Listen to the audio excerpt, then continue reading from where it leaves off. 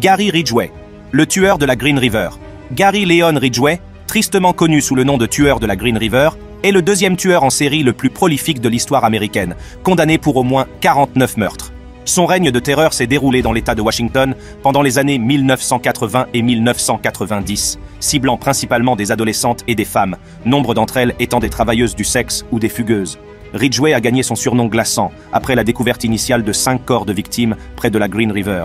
Le modus operandi de Ridgway était aussi horrible qu'impitoyable. Il étranglait ses victimes, parfois manuellement et parfois à l'aide de ligatures, avant de jeter sans vergogne leurs restes dans des zones boisées du comté de King. Ce qui le distingue des autres tueurs en série, c'est sa pratique horrifiante de revenir sur les lieux de ces crimes pour avoir des relations sexuelles avec les corps sans vie. Sa série meurtrière a commencé au début des années 1980, culminant entre 1982 et 1984, période pendant laquelle la plupart des meurtres ont eu lieu. Ridgway s'en prenait à la vulnérabilité de 16 victimes, les attirant souvent avec une photo de son propre fils pour gagner leur confiance. Une fois qu'il avait leur confiance, il s'engageait dans une activité sexuelle avec elles avant de les étrangler violemment. Au fil du temps, les actions glaçantes de Ridgway ont attiré l'attention des forces de l'ordre, mais il a réussi à échapper à la capture jusqu'à l'avènement du profilage ADN.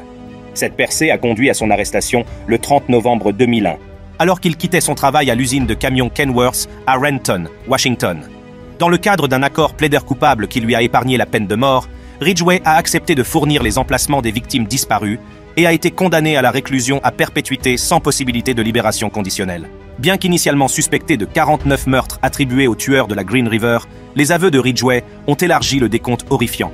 Il a finalement admis avoir commis au moins 11 meurtres. Il ciblait des victimes sans tenir compte de leur race ou de leur origine ethnique, se concentrant plutôt sur leurs circonstances vulnérables, généralement des femmes jeunes et financièrement défavorisées, âgées de 14 à 26 ans. Le plaidoyer de culpabilité de Ridgway et sa coopération avec les autorités ont permis de localiser les restes de nombreuses de 16 victimes, offrant enfin une clôture aux familles de 16 femmes disparues. L'accord de plaidoyer a assuré qu'il purgerait des peines de réclusion à vie pour les 48 victimes connues, avec 10 années supplémentaires ajoutées pour entrave à la justice dans chaque affaire, totalisant 480 années d'incarcération supplémentaire.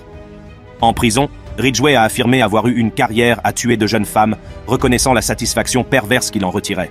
Il a été maintenu en isolement dans la prison d'État de Washington à Walla Walla, mais a été transféré plus tard dans une prison fédérale de haute sécurité au Colorado.